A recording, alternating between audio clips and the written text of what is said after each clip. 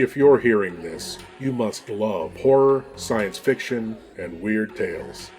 You can help spread that love by signing up at patreon.com/Lord Blood-Rah. There you can help support the production of Lord Blood-Rah's Wrackin Auditorium, a podcast featuring chilling, old-time radio horror shows best listened to in the dark. Lord Blood-Rah's Wrackin Theater, presenting the best, worst, and wildest horror and science fiction films ever made.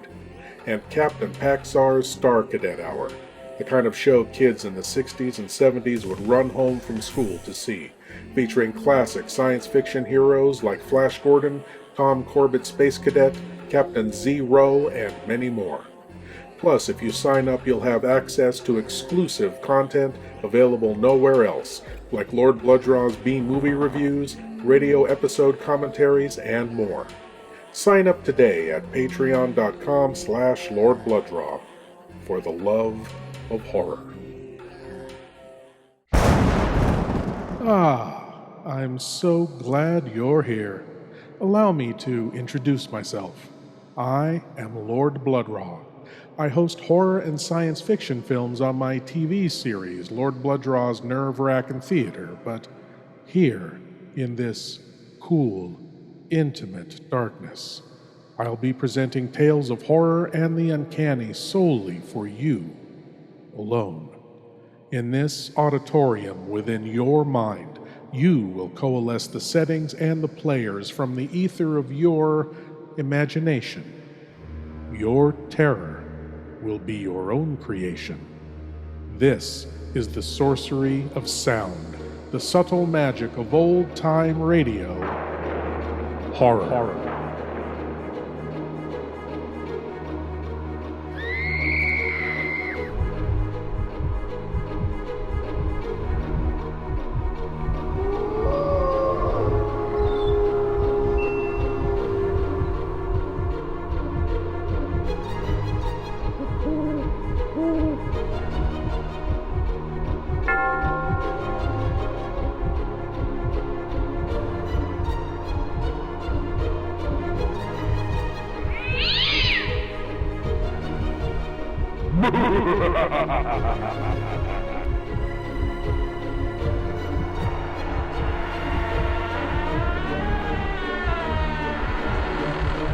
Please leave your eyes at the door. You will not need them. This is Lord Blood-Rah's Wrackin Auditorium. The human race survives because of its unique ability to adapt. Adapt to social change, technological change, climate change, catastrophic change.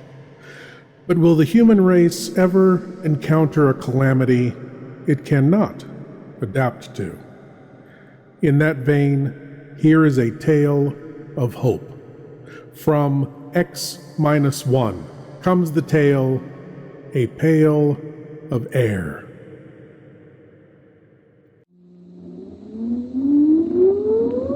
Countdown for blast off. X-5, 4, 3, 2, X-1, fire.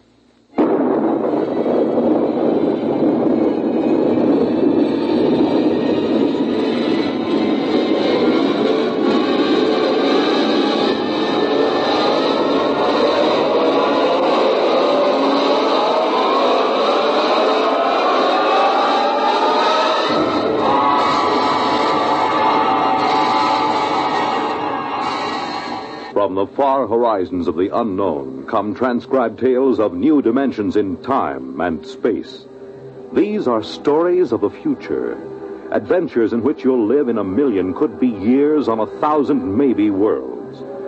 The National Broadcasting Company, in cooperation with Galaxy Science Fiction Magazine, presents X minus 1.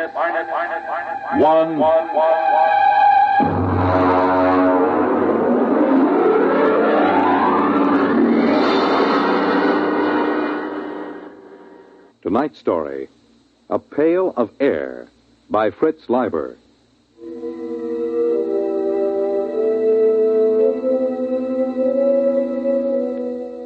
It was pretty quiet in the nest. Pa was just sitting by the fire, staring into it like he does these days. And Ma was asleep. That's why it was so quiet. Ma has some pretty bad times when she just screams and screams and huddles back against the blankets that line the nest.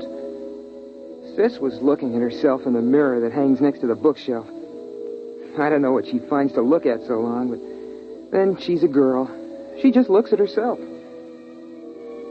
Saturdays, when Pa puts a couple of extra lumps of coal on the fire and we take a bath, she looks at herself in the mirror and sometimes she cries. I dropped the book I was reading, and I guess that woke Ma. Huh? What? What? Pick up the book, Bud. I'm sorry, Pa. It's come back. Hasn't it, Alfred? It's come back. It was just Bud. He dropped his book. Oh, but it's come back. Well, it's out there now, isn't it? I feel a lot warmer. Now, Ethel. It's up there in the sky. Just the way it always was. I know. I had a dream, Alfred. I know, dear. Sis, melt your mother a cup of water. I'm combing my hair. Sis. Oh, all right. Got to get up. I know it's there. There'll be crocuses. And the spring bulbs. And daffodils. What are daffodils, Ma? Well, Buddy, they're a flower. And they're very pretty. Yellow. On a tall green stalk. Oh, I want to go out. I want to take the children out. All right now, Ethel. Here's some water. Come on, children. We'll all go out and you can play in the sun. Sure, Ma. Here, drink the water, Ma. It's cold, Alfred. You rap on the pipes and make that super send up some more heat. What's a super, Pa? It doesn't matter, Bud. There aren't any anymore. Oh. Pa, the pail's running low. Bud, you better get into your things and go out and get an extra pail of air. There are a couple of pails behind the first blankets. Go on, get into your things. It isn't back, is it? No, it isn't. There's no sun in the sky. No sun, is there? No, Ma. What was it like? The sun. Sis, don't get your ma upset. The sun was yellow. And so bright you couldn't look at it. Burning hot. So hot. But when you stretched out in it, it made you feel warm all over. Tingly warm. It's been so long since I've been that warm. I was warm last year on my birthday when Pa put all that extra coal on. And then every morning it would come out of the east. Make the clouds all pink and yellow. And the mist would rise in the ground, and then slowly everything would glow warmer, warmer. And then it would be up there in the sky, shining, warm. Hurry up, Bud. I'm almost ready, Pa. I want the sun. I want the sun back. Alfred, get me the sun. It's gone, Ethel. There's nothing I can do. For Christmas?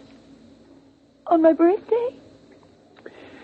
Go ahead, Bud. Take the big pail and get it full this time. There's no sense in taking the trip for only half a bucket of air. I spilled it the last time. It's dark, Alfred, it's dark. Go ahead, Bud. Strap down the helmet, will you, Sis? For goodness sake, stand up straight. Okay. All right, I'll be right back. Don't hold the blankets open too long. All right, Ethel. We're all safe. Bud will be right back with another pail of air. It's all right.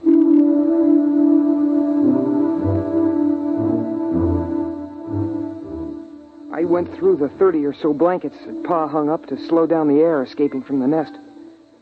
Of course, I knew the way. I've been going out for air since I was a kid. Still, I get a funny, crawly feeling every time I go out of the nest. You gotta go up to the 5th floor, which is just above the blanket of frozen air. You see, when the earth got cold, all the water in the air froze first and made a blanket about 10 feet thick or so. And then down on top of that dropped all the crystals of frozen air, making another blanket 60 or 70 feet thick. I came out of the window we use on the 5th floor and started to scoop up the air into my pail. I had it about full. Boy, my fingers are getting pretty cold when I saw something.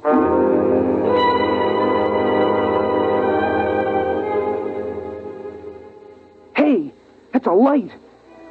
Darn it, I kicked over the bucket. Oh, there can't be a light. Not moving around in a window like that. There can't be. Ma and Pa and Sis are back in the nest. I'm up here, and there can't be anyone else. Everybody on Earth is dead except us.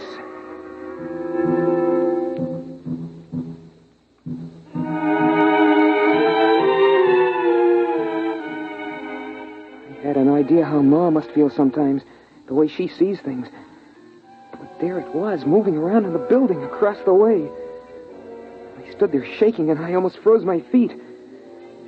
I did frost my helmet so solid on the inside I couldn't see anything. So I hurried up and scooped up another bucket of air and headed back for the nest as fast as I could.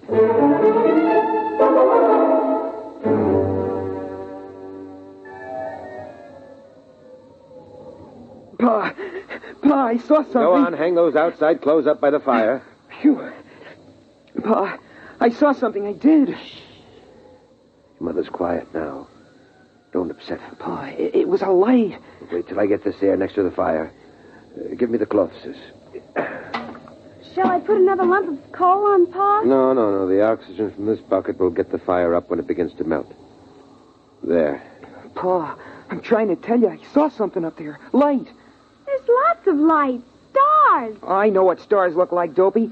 They're big, steady white lights in the sky. This was down here in a building. What is it? Alfred, what is it? Nothing, Ethel. Now, what is this, Bud? Well, first I thought it was a lady. A young lady. I mean it. Like in one of those old magazines. I thought I saw it in a window. But then all I saw was a light. You watched it for some time, son? Long enough for it to pass 5 windows and go to the next floor. And it didn't look like stray electricity? No, Pa, I know what that looks like. Or a star refracted through an icicle? Sometimes if you catch it at the right angle, it... Pa, honest, I never saw anything like it before. Huh. All right. I'll go out with you and you show me. No, Alfred. You can't go and leave us alone, not both of you. It's all right. We'll be right back. Here's your helmet, Pa. There's something out there. Always known there was something out there waiting to get us. Hand me my glove. Something that's part of the cold, hates all warmth, wants to destroy the nest. Been watching us all this time. Now it's coming after us, and it'll get you, and then it'll come for me. Oh, don't go. Alfred, please don't go. Everything will be all right. Now, Sis. Yes, Pa? You come watch the fire. Keep an eye on that air, too. If it gets too low or doesn't seem to be boiling fast enough, get another bucket behind the blanket. Alfred, don't go. I'll take care of it, Pa. Could there really be anybody out there? I don't see how. We heard the last radio voices a year before Bud was born. There hasn't been anything since then. Then what could it be? I don't know. Probably just a reflection. An ice crystal cracking. Come on, Bud. Get your helmet on.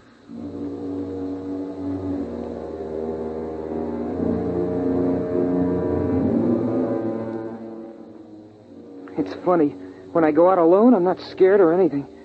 But when I go out with Pa, I always hang on to his belt like I used to when I was a little kid. Habit, I guess. It's the same no matter what trip we take. On the 5th floor, we stopped to rest just before we went out. We were in the room with the frozen people. The lady sitting looking at the door.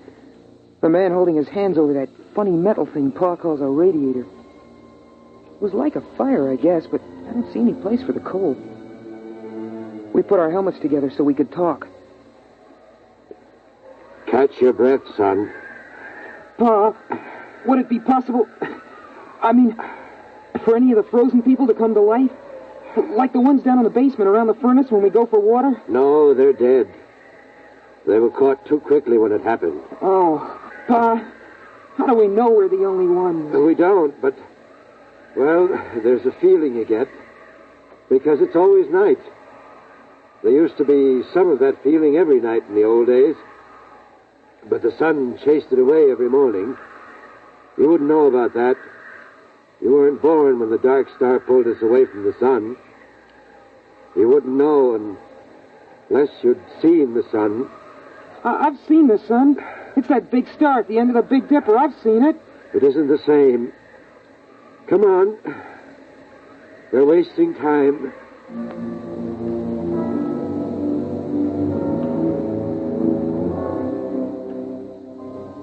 I don't know what the city looked like in the old days, but now it's beautiful. Starlight lets you see it pretty well. We're up on a hill, and the plain slopes down away from us. Some taller buildings push up out of the feathery plain, topped by rounded caps of air crystals. Some of them are on a slant because a lot of the buildings are badly twisted by the quakes and everything, when a dark star pulled the Earth away from the sun. That's why Pa can't seal up the nest airtight. The building's twisted too bad. Besides, we have to keep the chimney open. We touched our helmets together so we could talk. Is that where you saw it, son? It isn't there anymore. Uh-huh. But it feels different. I mean, as if there's something out here, waiting. Bud, if you see something like that again, don't tell the others. Huh? Why not? Well, your ma's sort of nervous these days, and we owe her all the feeling of safety we can give her. Once it was when your sister was born, I was ready to give up and die, but your mother kept me trying. Another time, she kept the fire going a whole week all by herself when I was sick.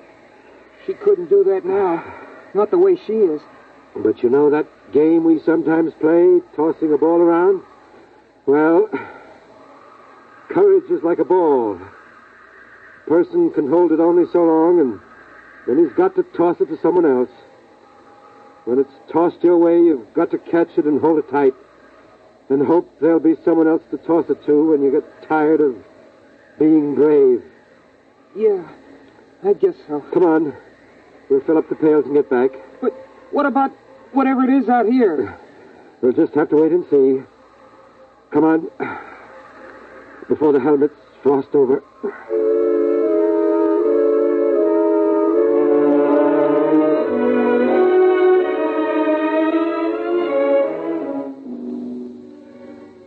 It's pretty hard to hide your feelings in the nest. I mean, there's just room for the four of us. The blanket overhead just touches when Pa stands up straight. The floor's all covered with thick, woolly rugs. Pa says it's inside a much bigger room, but I've never seen the real walls or ceiling. Well, anyway, Pa laughed and kidded about what I'd seen. He said I had an imagination, but we could tell he took it serious. It was Sunday morning by the clocks that Pa kept all wound up on the shelf. So it was time for the story. We all sat around in a circle the way we always do, except I noticed that Pa casually took a hammer from the shelf and put it beside him. I always liked the story. Of course, Sis and I know it by heart by now.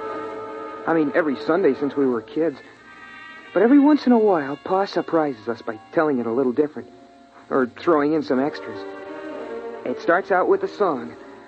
Ma used to sing it, but she forgets the words sometimes. And now Pa sings it mostly.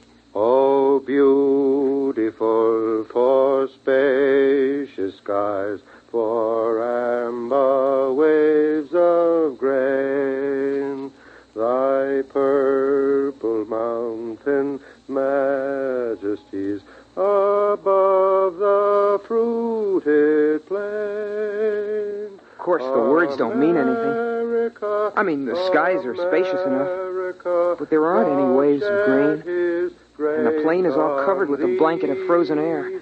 But it's part of the story ceremony, and Pa likes it. He says it reminds him of the old days. After the song, Pa starts the story. In the days of my youth, the sun hung above, golden and warm, and the earth was fruitful and multiplied, and the fields were green, and the day was glorious, and the wind blew across the hilltops, and the air was free and good to breathe.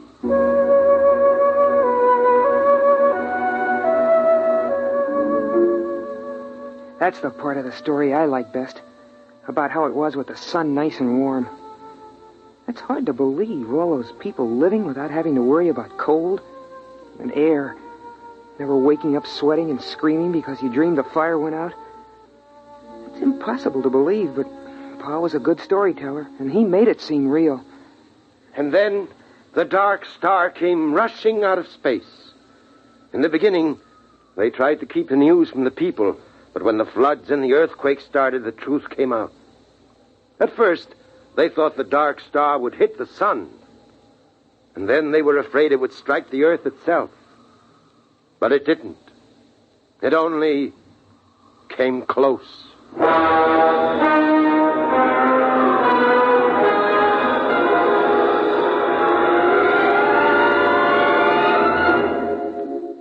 Pa tells it like the sun and the dark star fought for the earth like two dogs over a bone. I know what he means because I've seen a picture of a dog in a magazine.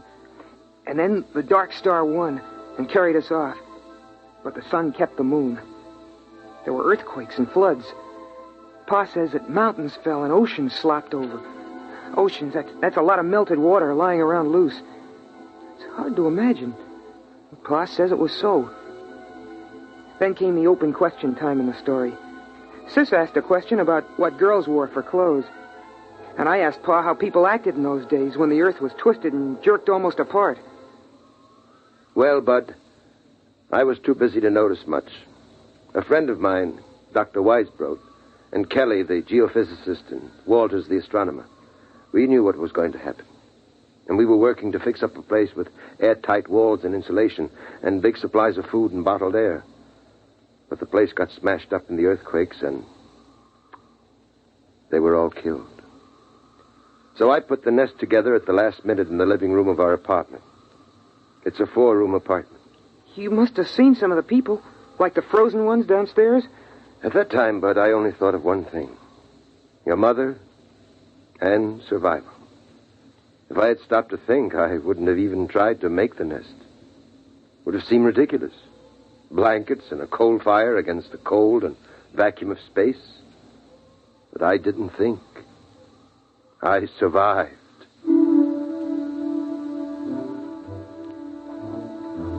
I wasn't listening carefully as Pa went on about the building of the nest. I kept thinking about something else. About that light I'd seen outside. I kept asking myself, what if the frozen people were coming to life? What if they were like the liquid helium that crawls toward heat when it should be frozen solid? What if something were coming from the dark star to get us? Something making the frozen people move, not by themselves. That would fit with what I'd seen. A young lady's face and the moving light. I sat there and shivered, thinking of the frozen people with minds from the dark star creeping, crawling, snuffing their way, following the heat to the nest. And then, over from beyond the blankets, I thought I heard a tiny noise. So I asked myself then, what's the use of going on? Why prolong a doomed existence of hard work and cold and loneliness? The human race is done. The earth is done. Why not give up, I asked myself. And then I did hear the noise, louder this time. A kind of shuffling tread coming closer. And then I got the answer. The Earth's always been a lonely place millions of miles from the next planet. And no matter how long the human race might have lived, the end would have come some night. Those things don't matter. What matters is that life is good. There's a lovely texture, like some rich cloth of fur or the petals of flowers, crocuses, daffodils, or the fire's glow. And that's as true for the last man as the first. Still, those steps kept shuffling closer.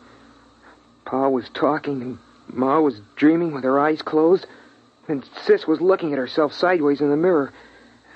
And I was the only one who heard the noise. A noise outside. So right then and there, I told myself that I was going on as if we had all eternity ahead of us. I'd have children, and I'd teach them all I could. I'd get them to read books, try to enlarge and seal the nest. I'd try to keep everything beautiful and alive. I'd keep alive my feeling of wonder, even at the cold and the dark and the distant stars. Pa, I hear... I know. What is it, Alfred? What is it? What's going on? Oh, you've got to tell me. Pa, I'm scared. Quiet. What? You heard it? Uh-huh. Kind of shuffling. Coming toward the nest. Sis, take care of your mother. It's all right, Ma. Lie down. Come on. I'll take the hammer. You take the hatchet. What is it, Pa? What is it? I don't know. Listen. It's closer. Mush. Pa, the blanket is moving. Ready with your axe. Hello? Who's there? Is there somebody in there? Come in. It's all right. They're alive. Alive. Who are you? Alfred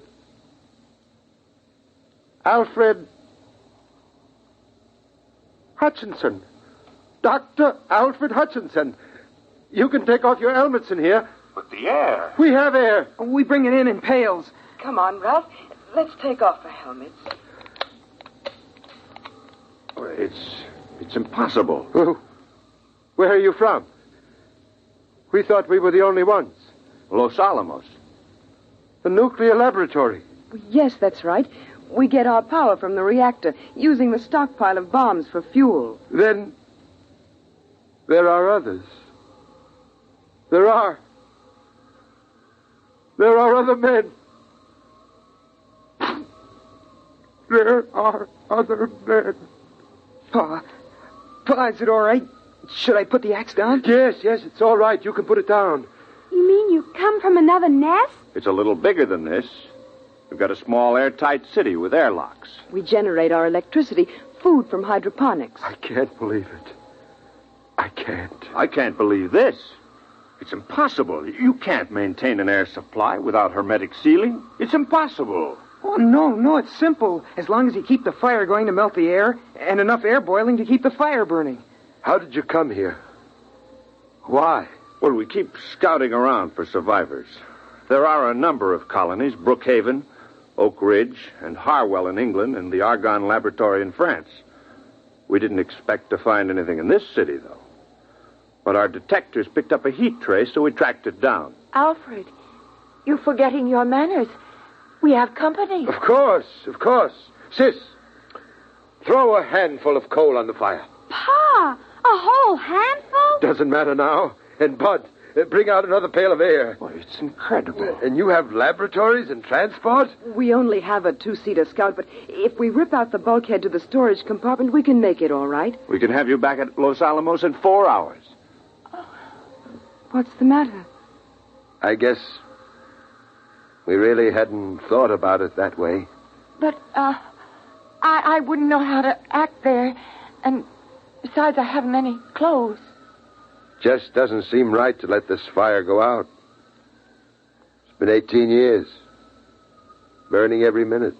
But you can't stay here. Ralph. But after all... Ralph. Oh. Look, Dr. Hutchinson, we'll go out to the ship and bring back a small power heater. I know this is very sudden and upsetting to you. You need a chance to adjust.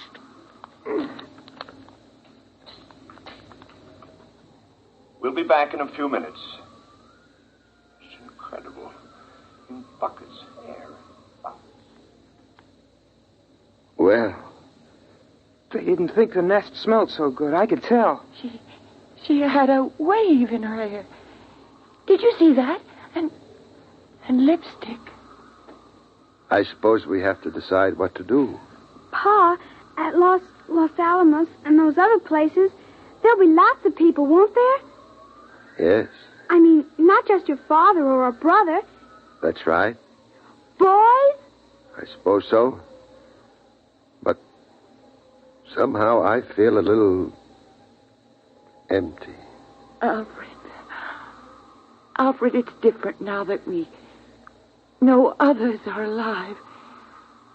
You don't have to feel the responsibility for keeping the human race going. Pa, I'd like to see those rockets and laboratories. Wouldn't you, Pa? I suppose so. It won't be easy leaving the nest. I mean, it's just right, and there's only 4 of us. It's kind of a scary idea. Big place with a lot of strangers. You'll get over that feeling, son. The trouble with the world was that it kept getting smaller and smaller till it ended with just the nest. Now it'll be good to have a real, huge world again. The way it was in the beginning.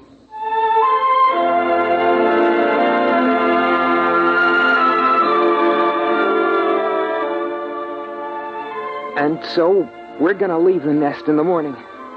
By Pa's clocks. We've got the power heater going now. Seems funny to be this warm when it isn't Christmas or somebody's birthday.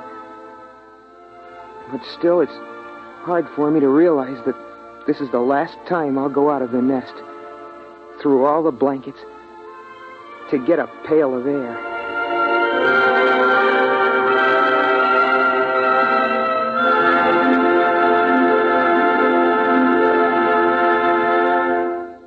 You have just heard X-1, presented by the National Broadcasting Company in cooperation with Galaxy's science fiction magazine, which this month features the Edward M. Ludwig story, A Coffin for Jacob.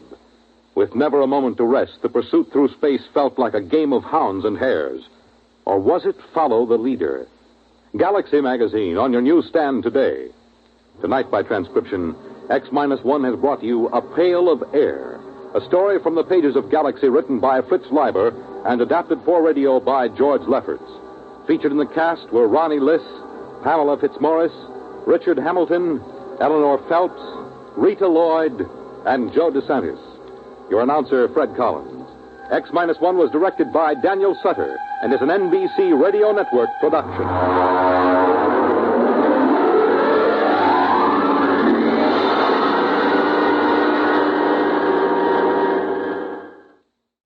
The human race adapts, learns to survive in changing and harsh conditions.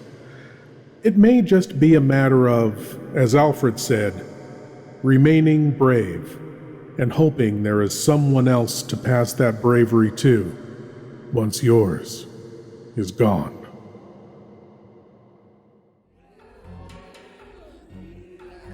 To explore the magic of old-time radio horror more deeply, take a peek behind the curtains of the Nerve-Wrackin Auditorium by signing up at patreon.com/Lord Blood-Rah. Thank you for joining me in the Nerve-Wrackin Auditorium, and I hope you'll come again. But now it's time for you to rejoin the, real world. I am Lord Blood-Rah, and I'll be waiting here for you in the shadows of your mind until the next time you seek the darkness. Good night.